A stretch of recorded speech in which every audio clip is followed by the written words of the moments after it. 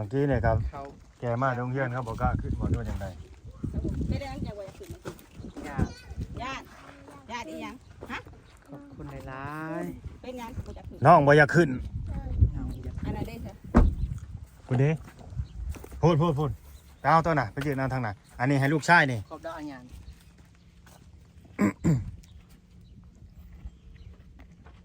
เอาแต่ส่วนนั่นแหละส่วนกับจกน่ะพ่อยนำบ่ บ้าคอยของคอย พ่อยห้องข่อยว่าซั่นพ่อยบ่แม่นเด้อ คอยมากวดเองคอยนะ ป้าบาดนี่มาหิวเอาแม่ไข่นี่ ก่อน อั นี้ น เล ใด ย บ่ เอาไปคูดเด้อบาดนี่ โดย ได้แนวคูด ถ้ากำมาแต่จูด จูดยังอ่ะน่ะไปจูดให้หน้า ได้ โอ้ยไปจูดให้หน้าให้ได้บาทนี่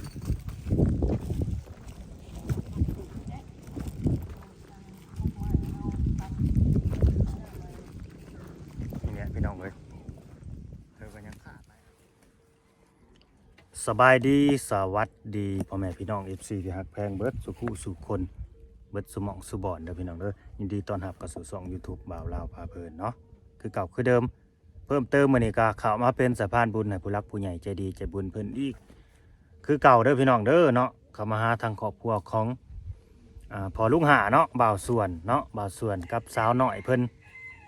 พอลุงหาแหละที่วันก่อนนี่เฮาเข้ามาถ่ายเกี่ยวกับวิถีชีวิตของเขาเลยเนาะเขามาเยี่ยมยามเขาแหละเขาก็มีความเดือดร้อนหลายอย่างพี่น้องเอ้ยเนาะขาดอุปกรณ์สิลงไห้ลงหน้าเพิ่นว่า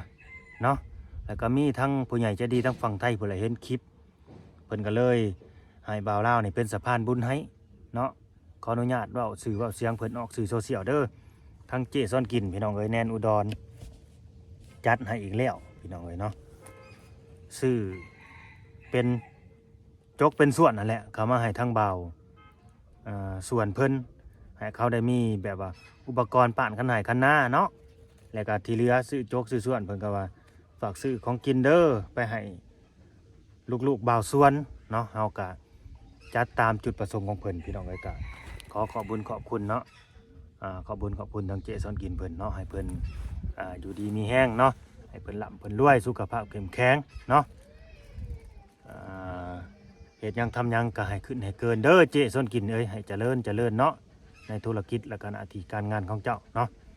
ซื้อเลขก็ให้รวยซื้อหวยก็ให้ถึกเด้อคันเล่นเลขเล่นหวยก็ดี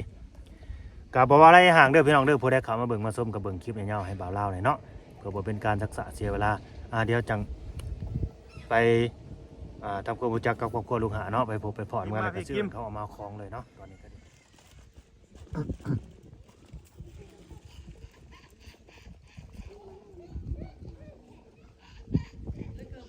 บ่มาผู้น้อยนะบ่มาเอาแต่ผู้ใหญ่มา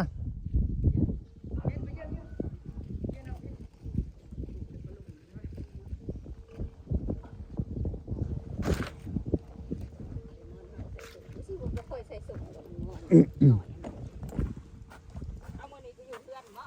บ่ได้ไปเลย โอ้บ่ได้ไป จะได้คือบ่ได้ไป น่าตุ่มๆเช้านี้คือว่า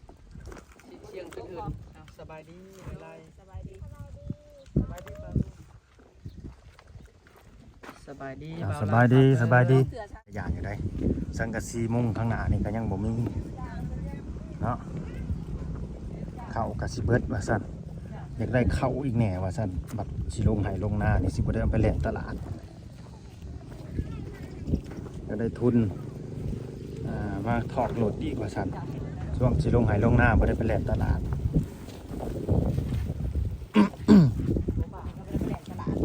วันนี้ก็บ่ได้ไป บ่ได้ไปมื้อนี้ได้แล้วล่ะมื้ออื่นบ่ชวนไปได้มื้ออื่น ไปบ่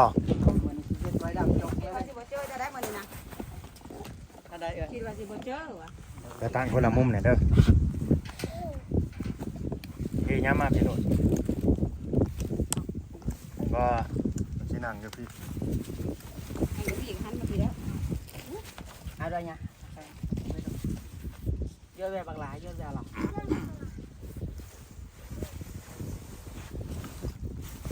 กว้างกว้างกว้างเลย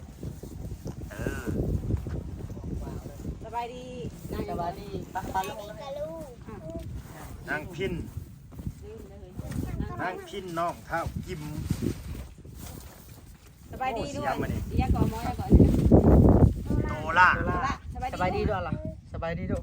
เฮ้ยมานั่งเฮ้ยมานั่งเบิดน่ะเกิดมาเบิดน่ะลูกเต้าฮะ วาง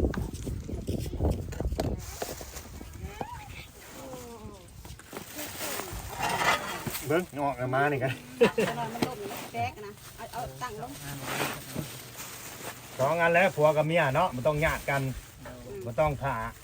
ผัวก็บ่ต้องถ่าเมียก็บ่ต้องถ่าผัวเวลาสิพูด คนละอันเลยปันข้างหน้าช่วยกันบาทนึงเอ้า ไปเยอะ กระยาบ่เซ่กันเลย เฮ้ยขนมอีกอันนี้ไว้ให้ลูกกินพี่น้องเอ้ยอันนี้คืออุปกรณ์เด้ออุปกรณ์สี่ ลงให้ลงหน้า ลงไหลงหน้าจกมักจกภาษาไทยเรียกกันอีหยังอันนี้มันก็บุจอบจอบบ่อันนี้ภาษาลาวเรียกส่วน มันแม่นอยู่ ส่วน จอบหรือคือเสียมหมู่บ่ จอบภาษาไทยเรียกจอบบ่นี่ บ่แม่นจอบ จอบ เสียม หน้านี่นะ เสียมเบิ่นยังภาษาไทย ภาษาไทยเรียกจอบ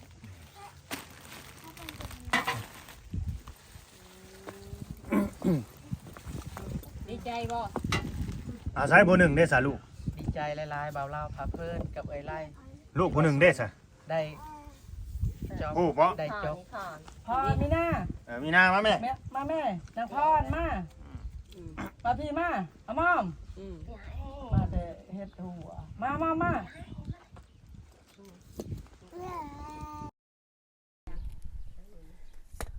ตั้งหลายๆมุม โด เพราะว่ามันสิซ้ำกัน โดย ภาพมันสิซ้ำกันหั้นนะพี่น้องเอ้ย โดย ก็เลียเบิ่งให้มันทั่วเบิดเด้อแต่ละกล้อง สบายดีปลาลุง ตา ด้วย สิเจ้าให้ล็อกแลกไปหา สบายดีปลาลุงด้วยสบายดี สบายดี ด้วย ป่ะลุง สบายดีปลาลุงสบายดีด้วยอันเนี้ย มีนา มีนาสบายดีปลาลุงสบายดีสบาย มา ดี แต่ ปลา ใช้ ลุง มีนา มาแต่ไปหาเลาะโคก ไปหายังอ่ะนะตลกโกกนะ ไปเลาะลินหาดอกกระเจียวหาเฮ็ดบด ได้อยู่บ่ ได้ขายอยู่เสาร์นี่ได้50,000 ขายยังอ่ะน่ะ เฮ็ดบด โอ้ บ่จักว่าลุงผู้หลักผู้ใหญ่เพิ่นสิมามื้อนี้ของฝนตกเฮิงแล้วมันได้ จะทำได้ปลาลุงให้ได้ ตัวล่าสิกินนมอีกเลย เอาอันนี้ก็ขอบอกขอบใจหลา หาย กินโลดให้กิน ๆเอ่ยไล่ที่ได้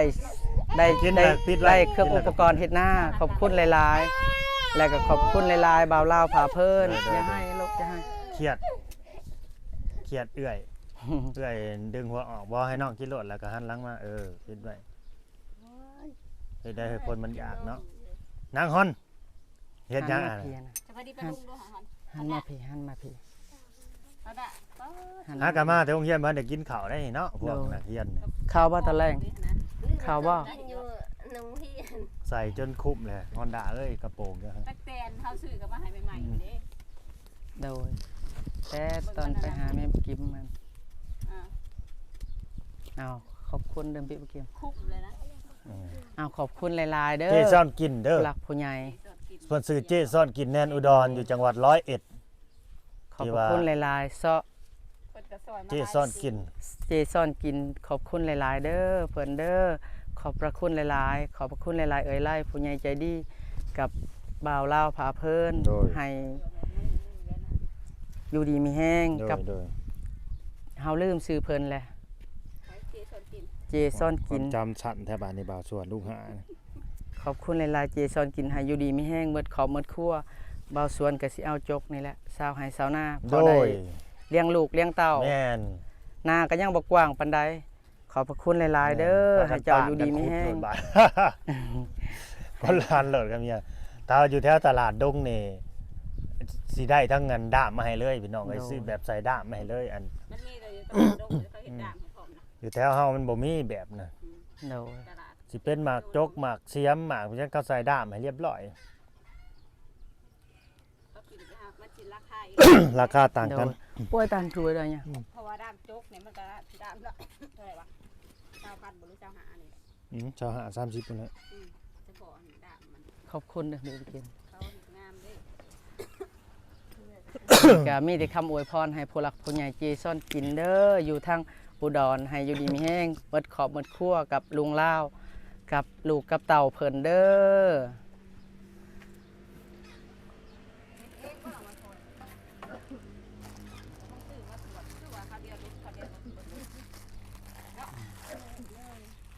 หาดามมาใช้บาท โดยหาดามมาใส่บัดนี้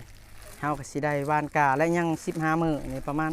ที่บ้านแล้วก็ โดยยัง15มื้อนี่คันพ้นตกก็สิได้หวานกาสิได้ลงหน้าและเอ้ยไล่เอ้ยบัดนี้ อยู่บ้านน้ำลายพวก โดย น้ำมันลายเลยหวานก้ากับหวานบ่ได้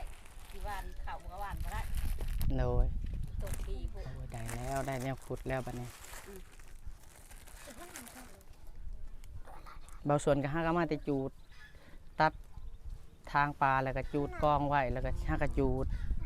ทางป่าทาง โดย นาแล้วเตรียมเนาะ โดยอยากขยายให้หน้านี่แหล้วบ่มี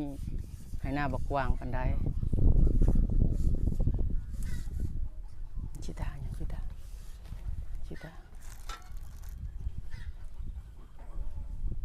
อิ่มแล้วบ่ตัวละเจ้าหน่อยมันก็อ้วนเบิดทุกคนเลยได้นั่น กินเห็ดบด พอขายแล่นตลาดเนาะ โดย นั่น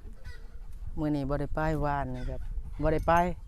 ซื่นนี่ก็ไปซื่นนี่ อืม ซื่นนี่คือบ่ได้ซื่นนี่เฮาไปซ่อมรถมื้ออื่นและไปและมื้ออื่นมื้อนี้ไป รถเป็นยัง ไปเช็คให้หน้า ไปตัดโซ่รถยาม โอ้ตัวเนี้ยเอ็กโบได้บ่ บ่ มันสุดเลย สุดแล้วตัดบ่เป็น มันสุดเลยมีแต่ตัด เอาใจคือหัวมันสุด อ้าวอ๋อเข่งมันสุดแหละมันเข่งไปบ่ได้อีกแล้ว มีแต่ตัดโซ่ใหม่ซะก็เปลี่ยนโซ่ใหม่ เปลี่ยนโซ่หาตัดโซ่ใหม่ รถมันก็เป็นนั่นน่ะแหละเวลาโซ่ยานเฮาเข่งดูลายเตือเข่งลายมันก็สุด ขอบคุณนายเริ่มเต็มขอบคุณโดขอบคุณโดแล้วก็มีของกินแหน่ผู้หลักผู้ใหญ่เอามาให้ขอบคุณหลายๆเด้อผู้หลักผู้ใหญ่มีไข่มีขนมมีมาม่ามีจกมีสว่านขอบคุณหลายๆที่ให้เบาส่วนเลี้ยงลูกเลี้ยงเต่าให้เจ้าร่ำรวยเด้อลุงลาวพาเพิ่นกับผู้ใหญ่ใจดีเอ่ยไล่ สาธุ กับเจ สา ซอน ธุ กิน เนาะ อยู่ เจซอนกิน ทาง เพิ่ เมื น อง ก็ ไท ให้ ย เพิ่นรับเพิ่นด้วย แห้งหลาย กิจการเพิ่นก็ให้ลูกให้เรื่องให้ลาบให้ลื่น เราเห็นนั่นก็ รีสอร์ท ๆ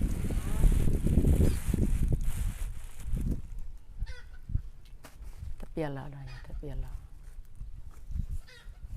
ต่างๆใครคือใครฝนตกอยู่บ่เมื่อคืนนะ พ้นตกน้อยหนึ่งคืนนี่ตอนดึก ตอน2 โมงอะตกพอดียิบ ป้าหุ่นยากป้าสิมากันเสียไหวอยู่นะ คันบ่ได้ฮู้จักคันฮู้จักก็สิเอาไว้อยู่เฮ็ดบท ย้าย นะ คนละสาว พอดีได้50,000แล้วบางไกลก่อนหินนั่นนะขอบคุณด้วยเนี่ยขอบคุณดุขอบคุณปาลุงดุ ไปหานะควรไปหาอีก เอาแล้วบ้านนี้ ใช่บอกเธอกินหนานี่นะไปนะ ไปแต่เช้าด้วยซ้ ไปแต่เช้า ไปแต่เช้าไปสวยบ่ทันหมู่เลยเนาะ บ่ทันหมู่แล้วก็พอได้กินไปยามมื้อเช้า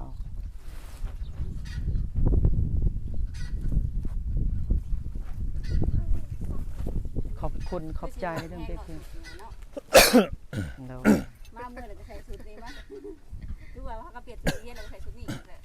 ขอบคุณครอบครัวน้องเบลเกม ไปหมัก ใจ นะ โด นี่แหละในนางเนี่ยบอกน้ำพริกเอาเมื่อไหร่จะชุด มันนั่นก็สุดนี่เลยใส่มา เอา ค แล้ว น ขอแฮมบัดนี้พี่น้องเอ้ย ยังมีอยู่บนน้ำนมนะ นี่ จักปีละมอตัวละตัวเลย โตลานี่ก็ ทอดว่า2 ปี ปี5 เดือน ปี5 เดือน 6 เดือน ลูกได้ละ ปี6 เดือน โดยปี 6 เดือน ยาแล้ว อย่าดื้อเด้อเนี่ยอย่าดื้อเด้อ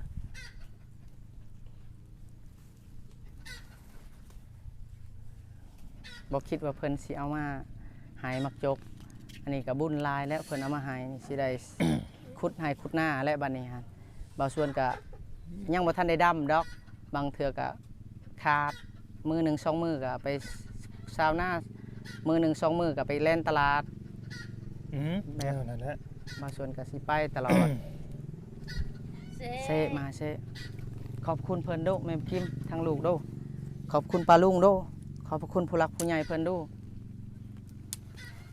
ขอบคุณโดแม่กิม นี่แม่ก็อยู่ตรงนี้ กาลูกดูดนมอยู่แม่บ่กิน ขอบคุณเด้อแม่กิมแล้วก็ขอบคุณระเบิด คอแหม เสียงจิวดเลย ขอให้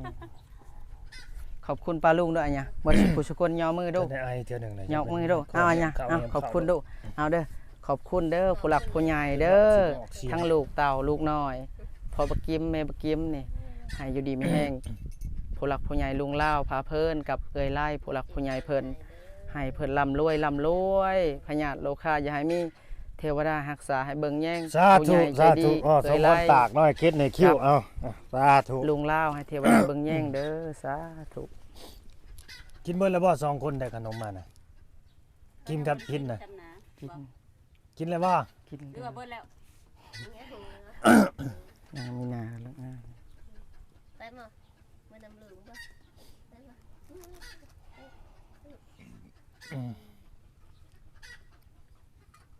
เอากันย่างไปบ่งเฮียนนะ บอพอไปส่งเสาร์นี่พอไปส่ง อันนี้มึงตอนเที่ยงให้ย่างมาเองบ่ ตอนเที่ยงฮะเขาถือเขาอาจารย์บริ โอ้บ่ได้เฮียนตอนแรกหลายมาเนาะ โด กับสาเขาก็บ่ได้มาเขากินข้าวได้หยังไปกินน่ะถือข้าวน่ะ แกงเห็ดบด โอ้ห่อแกงเห็ดบดไปกินอีก แกงเห็ดบด ห่อขาวอยู่ในโรงเรียน ห่อข้าวยุ่งเยียนบ่ ลืมห่อข้าวอีก ฉะนั้นพอจะสิไปเอา บ่ได้ขนมแล้วลืมห่อเขา ลืมห่อข้าวลืมห่อข้าวห่อน้ หมามกันเมื่อข่าวกับแรเมื่อลืมอยู่ว่ายันมาข่าวเอาไปแล้วป่ะจ๊ะ พอเมื่อกันเบิดแล้วหมามีไปเลยโรงเรียน ำป้อนมันช่วยกระตอกว่าเนี่ยไก่กระตอกมันไข่ มันย่านห่างกัน มันหยาดห่างกัน ไก่ซุมเจ้าบ่น่ะหรือว่าแนี่เลย ไก่อีแม่ไก่ ไม่ ชุ ได้ ม ไก่ เฮา เตี้ย โดยไก่เตี้ย ไก่แจ้มันเลย ไก่แจ้มันแผ่แล้วแผ่กว่าไก่อันนั้นเฮา บ่แม่นไก่ป่าน่ะบ่น่ะ บ่ไก่แจไก่เตี้ย ในเฮือนเฮาเราก็ใส่แบบป่าบางมือก็เห็นไก่ตัวนั้น อืม อันคันมันบินข้ามทางบินบางหันแล่นมันก็ทุนหีดลูกปิง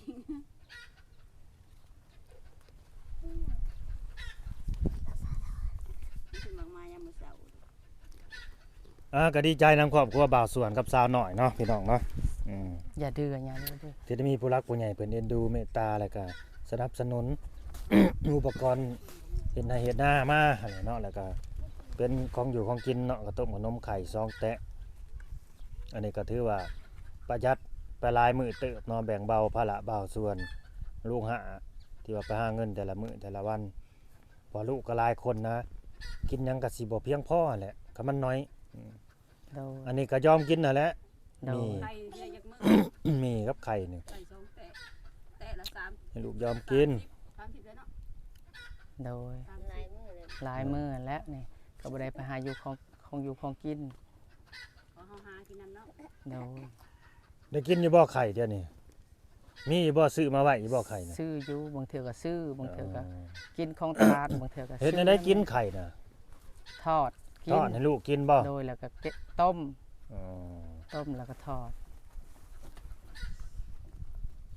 กินไข่หลายมันก็มีโปรตีนหั่นน่ะวิตามิน เด็กน้อยให้กินไข่ยังก่อน ไก่สุกดิบ คุยาตึกอันนะ กินไข่สุกดิบไข่ต้ม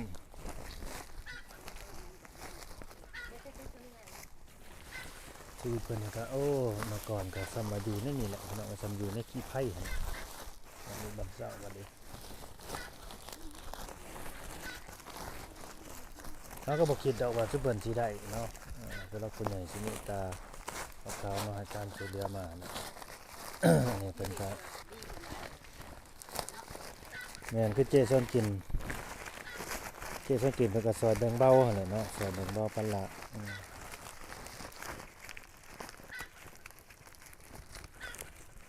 แต่ว่าครอบครัวนี่ก็ถามว่าสมบูรณ์บ่ก็สมบูรณ์